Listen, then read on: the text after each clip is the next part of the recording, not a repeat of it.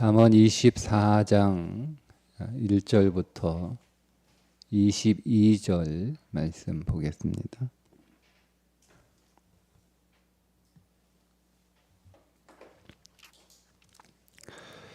너는 악인의 형통함을 부러워하지 말며 그와 함께 있으려고 하지도 말지어다. 그들의 마음은 강포를 품고 그들의 입술은 재앙을 말함이니라. 집은 지혜로 말미암아 건축되고 명철로 말미암아 견고하게 되며 또 방들은 지식으로 말미암아 각종 귀하고 아름다운 보배로 채우게 되느니라. 지혜 있는 자는 강하고 지식 있는 자는 힘을 더하나니 너는 전략으로 싸우라. 승리는 지략이 많음에 있느니라. 지혜는 너무 높아서 미련한 자가 미치지 못할 것이므로 그는 성문에서 입을 열지 못하느니라. 악행하기를 꾀하는 자를 일컬어 사악한 자라 하느니라. 미련한 자의 생각은 죄요 거만한 자는 사람에게 미움을 받느니라. 네가 만일 환난 날에 낙담하면 내 힘이 미약함을 보임이니라. 너는 사망으로 끌려가는 자를 건져주며 사륙을 당하게 된 자를 구원하지 아니하려고 하지 말라. 내가 말하기를 나는 그것을 알지 못하였노라 할지라도 마음을 저울질하시는 이가 어찌 통찰하지 못하시겠으며 내 영혼을 지키시는 이가 어찌 알지 못하시겠느냐. 그는 각 사람의 행위대로 보응하시리라. 내 아들아 꿀을 먹으라. 이것이 좋으니라. 송이꿀을 먹으라. 이것이 내 입에 다니라. 지혜가 네 영혼에게 이와 같은 줄을 알라. 이것을 얻으면 정령이 네 장래가 있겠고 네 소망이 끊어지지 아니하리라. 악한 자여 의인의 집을 엿보지 말며 그가 쉬는 처소를 헐지 말지니라. 대저 의인은 7번 넘어질지라도 다시 일어나려니와 악인은 재앙으로 말미암아 엎드러지느니라. 네 원수가 넘어질 때에 즐거워하지 말며 그가 엎드러질 때에 마음에 기뻐하지 말라. 여호와께서 이것을 보시고 기뻐하지 아니하사 그의 진노를 그에게서 옮기실까 두려우니라. 너는 행악자들로 말미암아 분을 품지 말며 악인의 형통함을 부러워하지 말라. 대저 행악자는 장래가 없겠고 악인의 등불은 꺼지리라.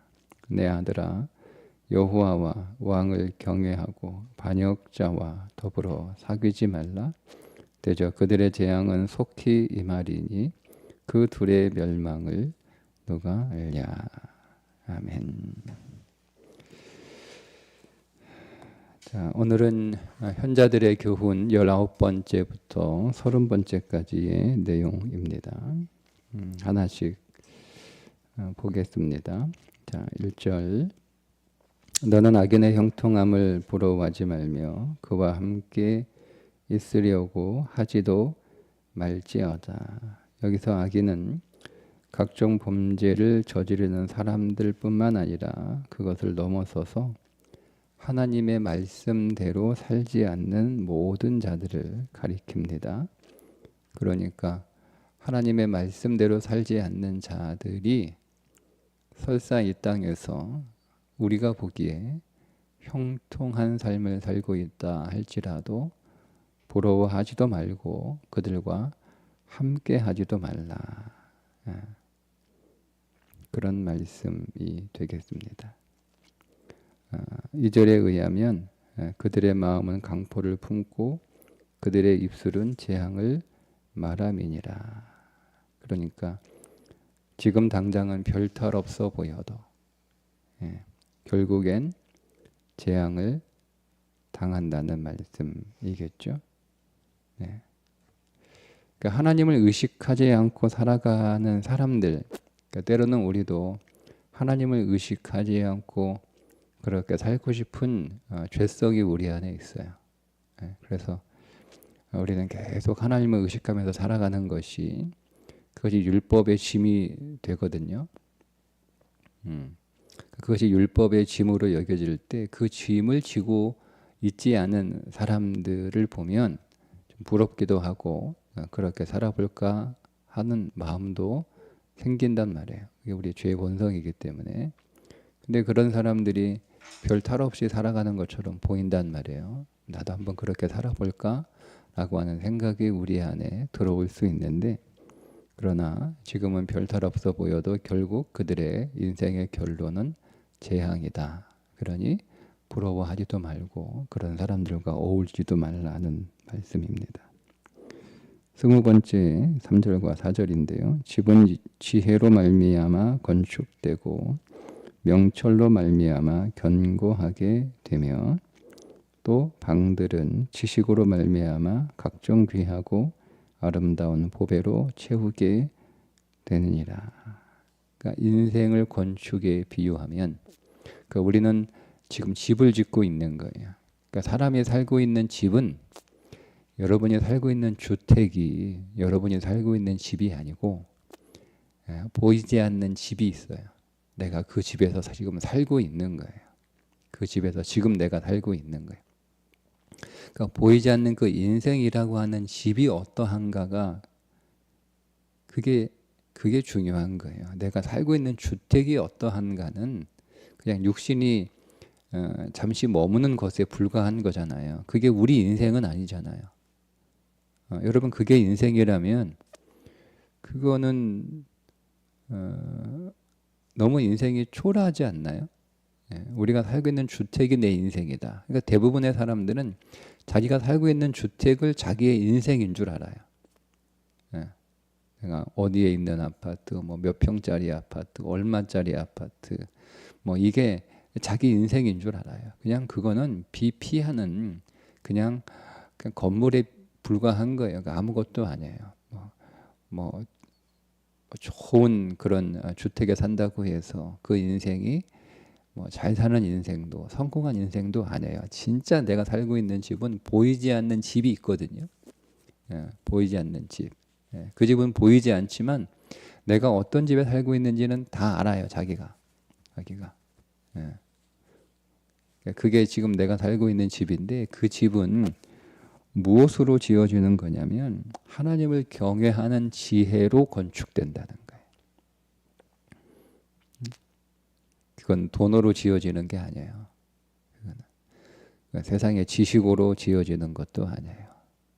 그거는 지혜, 하나님을 경외하는 지혜로 내 인생이라고 하는 집이 지어지고 있다는 거죠. 그런데 그 집이 지어질 뿐만 아니라 4절에 의하면 방이죠. 우리의 내면이잖아요. 내면. 그러니까 사실은 내 자신 자체가 하나님의 지혜로 건축되고 있는 집이면서, 그러니까 우리의 인생도 집이지만 내 자신도 집이거든요. 근데 우리 안에 이제 내면이 이제 우리 안에 이제 여러 가지 방들이에요. 방들.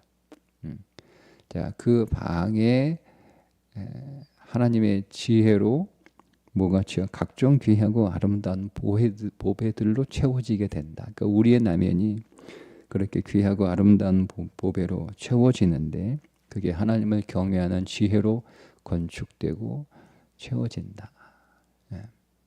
그러니까 우리가 집 뼈대를 세워놓고 그래서 건축을 하고 난 뒤에 그 안에 내부 인테리어 하는 거잖아요.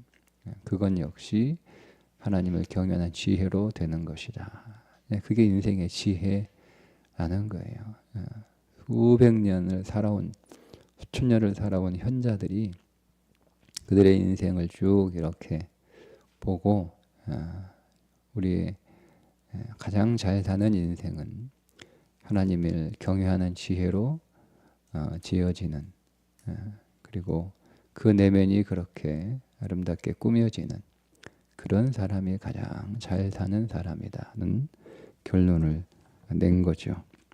21번째 교훈 5절과 6절인데요. 지혜 있는 자는 강하고 지식 있는 자는 힘을 더하나니 너는 전략으로 싸우라. 승리는 지략이 많음에 있느니라. 이 말씀은 어떤 한 사람이 좋은 자질과 뛰어난 능력을 가지고 있다고 해서 그것으로 인생이 성공하는 것은 아니다.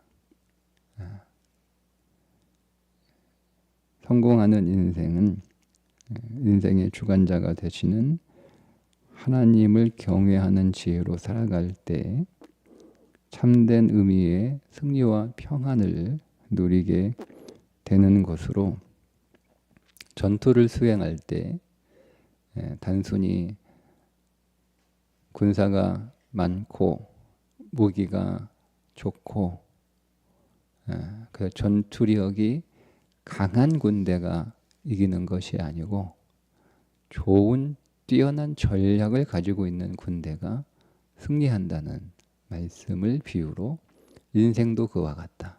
인생도 나는 재능이 뛰어나고 기술이 뛰어나고 나는 능력이 많고 나는 가진 소유가 많아서 인생을 잘 살 수 있다. 그러니까 그런 거 자랑하지 말라는 거예요. 그런 거. 나는 뭐 머리가 좋다.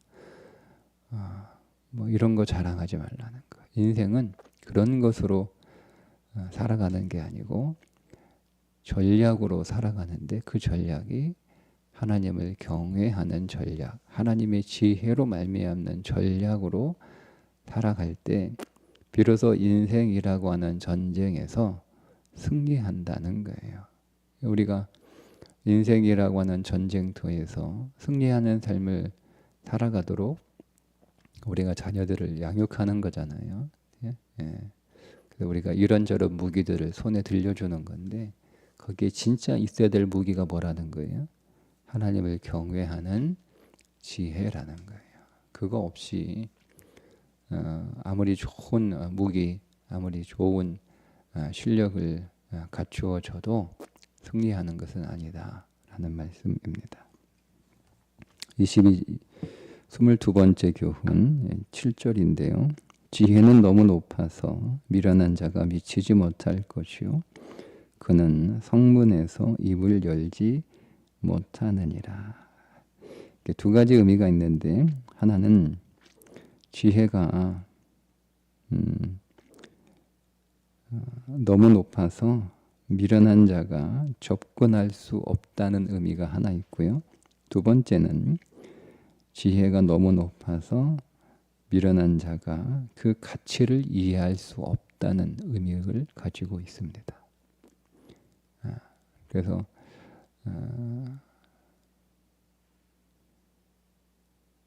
모든 사람이 하나님을 경외하는 지혜에 도달하는 건 아니에요. 그는 지혜로운 자들만이 하나님을 경외하는 그 지혜에 도달하게 된다는 말씀입니다. 성문에서 입을 열지 못한다라고 하는 말은 고대 사회에서 성문은 여러 가지 시장이기도 하고 또 재판장이기도 하고 또 공공회의 장소이기도 하고 뭐 여러 가지 역할을 하고 있는 곳인데 거기에서 입을 열지 못한다. 그러면 그 말은 그가 속하고 있는 사회에서 공동체에서 발언권이 없다는 거예요. 그러니까 아무도 그가 하는 얘기를 안 듣는다는 거예요. 그게 어리석은 자예요. 하나님의 지혜를 갖지 못하고 하나님의 지혜로 무장하지 않는 사람의 말은 아무도 듣지 않는다. 아무도. 뭐 실컷 얘기해봐야 귀 기울이는 사람이 없다라고 하는 뜻은 무슨 얘기겠어요? 아무도 내가 하는 말 안 들어줘. 이게 무슨 얘기입니까? 내 존재 자체가 인정되지 않는다는 거예요. 내 존재 자체가. 그러니까 그 사람은 인생을 잘못 지은 거죠. 잘못 산 거예요. 잘못 산 거. 누구 탓할 필요 없어요. 내가 지혜가 없어. 하나님을 경외하는 지혜가 없어. 어리석은 삶을 살았기 때문에 내 인생의 존재가 인정되지 않는 거죠. 근데 여러분 이게 얼마나 무서운 말씀인 줄 아세요? 예. 결국 우리는 하나님의 재판석 앞에 서게 됩니다. 그러니까 우리가 지혜 없는 삶을 살게 되면 그 앞에서 우리의 존재가 인정되지 않는다는 거예요. 우리가 살았던 그 삶이 하나님 앞에서 하나도 인정이 되지 않아요. 그 구원으로 끝나는 게 아니에요. 적지 않은 그리스도인들이 신앙을 구원으로만 생각한단 말이에요. 인생은 구원은 아니 그 신앙은 구원으로 끝나는 게 아니에요. 우리가 구원을 받아서 우리가 두 번째 사망은 우리에게 없지만 그러나 우리가 그것이 목적이 되는 삶을 살아가서는 안 돼요. 그분 앞에서 오늘 구원받은 이후에 우리의 삶이 하나님 앞에서 인정받고 그분에게 상받는 인생이 되어야 되는데 그게 하나님의 지혜라는 거예요. 그거를 모르면 그게 어리석은 자잖아요. 그게 너무나 높은 지혜이기 때문에 여러분 하나님을 경외하는 게 세상에서는 힘이 없는 자들, 약한 자들, 가난한 자들 그래서 어디 의지할 게 하나도 없으니까 하나님한테 신에게나 의지해보자 뭐 그렇게 본단 말이에요. 그렇게 오히려 어리석은 자로 그렇게 취급한단 말이에요. 종교를 가지고 있는 게 더군다나 그리스도인들은 더 그렇게 본단 말이에요. 근데 그게 사실은 더 어리석은 것이다 말씀입니다. 23번째 8절과 9절인데요. 악행하기를 꾀하는 자를 일컬어 사악한 자라 하느니라. 미련한 자의 생각은 죄요 거만한 자는 사람에게 미움을 받느니라. 우리는 일을 잘하면 그래서 어떤 결과가 좋으면 그것이 지혜로운 삶이다 이렇게 생각하는데 이 말씀은 그렇지 않다는 거예요. 그렇지 않다는 거예요. 자 보세요. 악행하기를 꾀하는 자를 일컬어 그러니까 악일문도 자신들의 삶에 대해서 자기가 하는 일에 대해서 치밀하게 계획을 세운다는 말씀이잖아요. 그래서 나름대로 그의 지혜를 동원해서 그것을 도모하는 삶을 살고 있다는 거예요. 악인들에게도 어떤 의미에서 지혜를 가지고 있단 말이에요. 그런데 이어지는 말씀에 의하면 그 악인들의 지혜가 미련한 생각이라는 거예요. 자 보세요. 우리가 어떤 일을 했어요. 근데 우리가 그거를 하기 위해서 그냥 무턱대고 하는 게 아니고 그거를 어떻게 잘할까 이렇게 저렇게 우리가 계획하고 고민하고 또 연구하고 또 좋은 방법을 시행착오를 거쳐서 이렇게 찾아내고 그래서 우리가 그 결과를 아주 좋게 만들어냈어요. 근데 그가 하나님을 경외하는 자가 아니라면 그것이 결과가 아무리 좋아도 뭐라는 거예요? 미련한 생각이라는 거예요. 미련한. 그러니까 여러분 하나님의 지혜는 어떤 효율에 있는 게 아니에요. 하나님의 지혜는 방향이에요. 방향. 방향이에요. 그러니까 우리는 자꾸 일의 효율, 일의 결과를 가지고 그거를 잘했다 못했다 이렇게 판단하지만 하나님은 그렇게 보지 않으신다는 거예요. 여기서 악행이라는 것을 그냥 우리가 악한 사람이라고 여러분 그렇게 한정할 필요 없어요. 하나님 눈에 악행하는 자는 다 하나님을 경외하지 않는 사람들이 다 악행하는 자예요. 그래서 지혜는 하나님의 지혜는 우리가 일을 잘하기 위해서 혹은 좋은 결과를 내기 위해서 하나님의 지혜가 필요한 게 아니고 삶의 올바른 방향으로 가기 위해서 하나님의 지혜가 필요하다. 그래서 하나님을 경외하는 것이 중요하다는 말씀입니다. 24번째 10절인데요. 내가 만일 환난 날에 낙담하면 내 힘이 미약함을 보임이니라. 이게 좀 정확하게 해석하기가 어려운 구절인데요. 이게 두 가지 의미로 적용할 수 있는데 하나는 우리가 어떤 환난, 어떤 고난, 어떤 어려움을 인생에서 만나게 될 때, 예, 그때 내 실체가 드러난다는 거예요. 그러니까 우리가 여러분 내 인생이 평안할 때는, 예를 들자면 내 인생이 평안할 때는 신앙생활 잘해요. 예배도 잘 드리고 기도도 또 많이 하고 성경도 열심히 읽고 교회 봉사도 잘해요. 믿음이 굉장히 좋은 것처럼 보이잖아요. 그죠? 근데 인생에 어떤 환난을 만나요. 그 환난을 당하자 예배도 끝나고 기도도 멈추고 사역도 안 하고, 그러면 그게 그 사람의 진짜 믿음이라는 거예요. 그러니까 사람은요, 평안하고 모든 것이 순탄하고 평탄할 때 그 사람을 우리가 정확하게 알 수가 없어요. 어떤 어려움을 만나고 어떤 문제 앞에서 어떤 갈등 앞에서 그가 어떻게 반응하느냐, 그게 그 사람의 진짜거든요. 그런 의미가 하나 있고요. 또 하나의 의미는 뭐냐면 고난의 상황에서 좌절하거나 낙심하지 말고 힘을 다해서 벗어나도록 노력하라. 그런 의미예요. 그 두 가지 의미가 있는 거예요. 환난을 당하면 그가 어떤 사람인지 정확하게 드러난다. 그게 그 사람의 실력이다. 평탄할 때 노젓는 게 실력이 아니고 풍랑을 당했을 때 노젓는 게 그게 그 사람의 진짜 실력이라는 거죠. 평탄할 때는 다 그 강을 그 바다를 건너갈 수 있잖아요.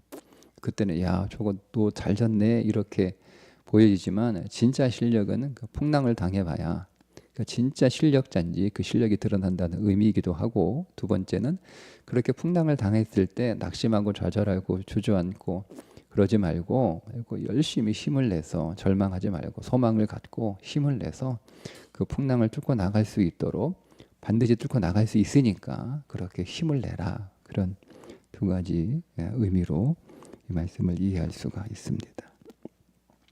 25번째 11절 12절인데 너는 사망으로 끌려가는 자를 건져주며 사륙을 당하게 된 자를 구원하지 아니하려고 하지 마라. 네가 말하기를 나는 그것을 알지 못하였노라 할지라도 마음을 저울질하시는 이가 어찌 통찰하지 못하시겠으며 네 영혼을 지키시는 이가 어찌 알지 못하시겠느냐. 그가 각 사람의 행위대로 보응하시리라.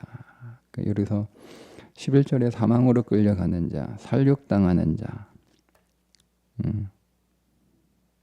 그러니까 이 사람은 어떤 사람들을 말하고는 거냐면 죄가 없는데 억울하게 유죄 판결을 받은 사람들이에요. 그리고 이런저런 이유로 학대받는 자들이에요. 그러니까 사회의 잘못된 구조 속에서 고난당하는 사람들이죠. 그러니까 이런 사람들은 그 사회의 잘못된 구조 안에서 스스로를 구원할 수 있는, 거기서 벗어날 수 있는 힘이 없는 사람들이에요. 그런 사람들을 그냥 구경만 하고 있는 것은 하나님 앞에서 범죄하는 것이다. 나중에 우리가 몰랐어요. 그런 줄 몰랐어요. 그런 말 안 통한다는 거예요. 그러니까 교회는 항상 이 사회에서 억울하게 고난당하는 자들의 편이 돼서 그들을 도와주는 삶을 살아야 되는 것, 그것이 지혜라는 말씀입니다. 26번째 13, 14절인데 내 아들아 꿀을 먹으라 이것이 좋으니라 송이꿀을 먹으라 이것이 내 입에 다니라. 그러니까 지혜는 꿀처럼 달다는 뜻이기도 하고 지혜를 꿀처럼 여기라는 뜻이기도 하잖아요. 그러니까 여러분 지혜가, 하나님을 경외하는 그 지혜가 꿀처럼 너무 달다라고 경험하기는 쉽지 않아요. 그러니까 우리가 그것들을 경험하고 겪고 나서 정말 하나님을 경외하는 삶을 살아야겠구나, 그것이 지혜구나 라는 것을 깨닫기까지는 굉장히 많은 시간이 필요한 거예요. 그러다가 인생 다 끝나는 수도 있어요. 인생 다 살고 얼마 남지 않은데 그제서야 하나님을 경외하는 게 지혜구나 깨달으면 그것도 다행이긴 한데 말씀드렸잖아요. 우리가 그것을 위해서 부름받은 건 아니에요. 우리에게는 구원에 분명한 목적이 있어요. 구원에 분명한 사명이 있단 말이에요. 그거를 빨리 깨닫고 빨리 그 삶을 살아가는 것이 지혜이거든요. 그러니까 여러분 깨달아도 언제 깨닫느냐가 중요한 거예요. 언제. 예. 그러니까 지혜는 그거를 내가 아직 경험하지 못했다 할지라도 진리를 믿는 거예요. 지혜는, 믿음은 진리를 믿는 거예요. 경험하고 확인하고 검증해서 아 그렇구나 라고 해서 그때 취하는 게 아니고, 믿음은 하나님의 말씀이 진리인 줄 믿고 그거를 그냥 가져오는 거예요. 그러니까 오늘 13절의 말씀에서 하나님의 지혜는 송이꿀보다 달다라고 진리로 말씀하시니까, 그래, 하나님을 경외하는 게 인생에서 가장 달콤한 거다. 우리는 행복이라는 게 사실 뭡니까? 달콤한 거잖아요. 우리가 인생에서 쓴맛을 느끼는 것을 고통, 고난이라고, 불행이라고 여기고, 인생에서 단맛을 느낄 때 아, 내가 행복하다, 즐겁다, 그렇게 여기는 거잖아요. 그런데 인생에서 가장 단 게 뭐냐? 가장 단맛을, 달콤한 인생을 살아가는 게 뭐냐? 하나님을 경외하는 삶을 살아가는 게 가장 달콤한 인생이라는 거예요. 근데 그것을 경험하고 나서 야, 정말 하나님을 경외하는 게 달콤한 거였어 라고, 아니 학교 다닐 때 공부가 제일 쉽고 제일 좋은 거야 라고 그때 깨달아야지. 학교 다 졸업하고 나서 아유, 공부하는 게 제일 편하고 공부하는 그때가 제일 좋았어 라고 얘기하면 무슨 소용이 있어요. 이미 학교 다 졸업했는데. 학교 다시 갈 거 아니면. 그러니까 진리를 그냥 가져오는 거예요. 지혜로운 자는 학교 다니면서 아, 우리 부모님이 말씀하시는데 공부할 때가 제일 편하대. 그때가 제일 좋대. 그때가 제일 행복한 거래. 예. 그러니까 우리 부모님이 거짓말 하시겠냐? 부모님이 나보고 공부 열심히 해서 좋은 성적 받아오면 부모님이 행복하니까 그거 즐거우려고 나한테 그런 말을 하시겠냐? 그런 거짓말을 하실 분은 아니니까 내가 부모님의 말을 신뢰해서 내가 경험하지 못했고 그 시간을 살지 못했지만 부모님이 그렇게 말씀하시니 그런가 보다 여기고 공부할 때가 제일 좋대. 제일 행복하대. 열심히 공부했을 때 공부해야지. 이게 지혜인 거예요. 다 학교 공부 끝나고 졸업하고 뒤돌아보도 후회하며 그때가 제일 좋았지. 그게 지혜가. 그건 깨닫는 게 아니에요. 후회하는 거지. 그러니까 깨닫는 것과 후회하는 게 여러분 다른 거예요. 우리는 후회하는 걸 깨닫는다고 생각하는 거예요. 그러니까 그때 해야 돼요. 그때. 그러니까 인생의 가장 달콤한 것은 하나님을 경외하는 것이다. 내가 하나님을 경외하는 삶을 살아가는 그 시간, 그 순간이 내 인생의 가장 달콤한 것이다 라고 진리로 취해버리는 거예요. 그냥. 그래서 그냥 하나님을 경외하는 삶을 살아가는 것, 그게 지혜라는 겁니다. 27번째 15, 16절 악한 자여 의인의 집을 엿보지 말며 그가 쉬는 처소를 헐지 말지니라. 대저 의인은 7번 넘어질지라도 다시 일어나려니와 악인은 재앙으로 말미암아 엎드러지느니라. 여러분, 다른 사람 해하려고 무너뜨리려고 다른 사람 험담하고 욕하고 그런 거 하지 마세요. 그 사람이 의인이라면 반드시 일어섭니다. 7번 넘어진다는 말 무슨 말이에요? 완전히 넘어진다는 뜻이에요. 그래도 의인은 반드시 일어납니다. 하나님이 그렇게 일으켜 세웁니다. 반면 그 하나님의 사람들, 하나님을 경외하는 자들을 무너뜨리려고 했던 사람들은 어떻게 된다는 거예요? 반드시 엎드러집니다. 그거 알아야 돼요. 28번째 17, 18절입니다. 네 원수가 넘어질 때 즐거워하지 말며 그가 엎드러질 때 마음에 기뻐하지 말라. 그래서 심지어요. 여기서 원수가 꼭 악인인 것은 아니에요. 우리는 악인들을 원수로 삼지는 않잖아요. 악인들만을. 그죠? 예, 우리는 의인들도 뭐 내 마음에 안 맞으면 기분 나쁘면 내 원수처럼 여기잖아요. 어쨌든 내가 싫어하는 사람, 내가 원수처럼 여기는 사람, 그 사람이 어떤 어려움을 당하고 있는데 그 내가 너무 좋아하는 거예요. 아이 잘 됐다 이러는 거. 그렇게 하지 말라는 거예요. 왜요? 18절에 여호와께서 이것을 보시고 기뻐하지 아니하사 그의 진노를 그에게 옮기실까? 내가 당하는 거예요. 내가 당하는 거예요. 좋아하지 마라. 29번째 19절 20절입니다. 너는 행악자들로 말미암아 분을 품지 말며 악인의 형통함을 부러워하지 말라. 심지어 나를 싫어하고 나를 괴롭히는 자들에 대해서도 분을 품지 말라는 거예요. 심지어. 왜냐하면 여러분 나에게 행악하는 자는요 반드시 어떻게 된다는 거예요. 20절에 장래가 없고 소망이 없어요. 그의 등불은 꺼지게 되어 있어요. 그러니까 괜히 분을 품어서 앞에 있는 말씀 17절의 말씀처럼 살지 않도록 조심하라는 거예요. 조심하라는 거예요. 하나님이 다 갚으시니까. 마지막 30번째 21절 22절 내 아들아 여호와와 왕을 경외하고 반역자와 더불어 사귀지 말라. 여기서 반역자는 하나님과 왕의 뜻에 따르지 않고 불순종한 자들을 다 지칭하는 표현입니다. 제가 말씀드렸죠. 어릴 때 부모 밑에서 부모를 존중하고 부모의 말씀에 순종하는 법을 배우지 못한 사람은 그래서 효도가 중요하다 어제 말씀드렸잖아요. 부모가 대접받으려고 효도 가르치는 게 아니에요. 그 아이가 가정에서 부모의 말씀을 잘 듣는 훈련을 배우지 못한 자는 사회에 나가서 누구에게도 배우지 않습니다. 그러니까 여기는 여호와 왕은 우리의 인생의 모든 권위자들을 다 포함하고 있는 거예요. 그러니까 하나님은 당연히 우리 인생의 최고의 권위자이고 그 하나님이 우리 인생에 하나님을 대리하는 권위자를 세우셔서 우리를 통치하시는 거거든요. 그러니까 그 뜻에 따르지 않고 불순종한 자들이 뭐라는 거예요? 반역자라는 거예요. 반역자. 그런 반역자와는 사귀지도 말래요. 사귀지도 말래요. 네. 부모에게 순종 잘하는 아이가 부모 무시하고 부모 대적하는 애와 친구가 되면 누가 배우겠어요? 누가? 사람은 좋은 걸 배우지 않아요. 사람은 나쁜 거를 배우게 되어 있어요. 그러니까 아예 사귀지도 말라.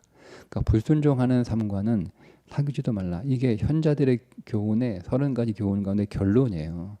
쭉 얘기해 놓고 이것들을 지키지 않고 따르지 않는 자들이 반역자니까 그들하고는 사귀지도 말라. 친구도 되지 마라. 밥도 같이 먹지 마라. 만나지도 마라 하는 거예요. 이유가 있어요. 22절 그들의 재앙은 속히 임하리니 그 둘의 멸망을 누가 알랴. 친구 잘못 사귀어가지고 나도 망하는 거예요. 나도 망하는 거예요. 그러니까 순간적으로는 일시적으로 형통한 것처럼 보이지만 반드시 하나님을 경외하지 않는 삶을 살아가는 자들은 반드시 망한다.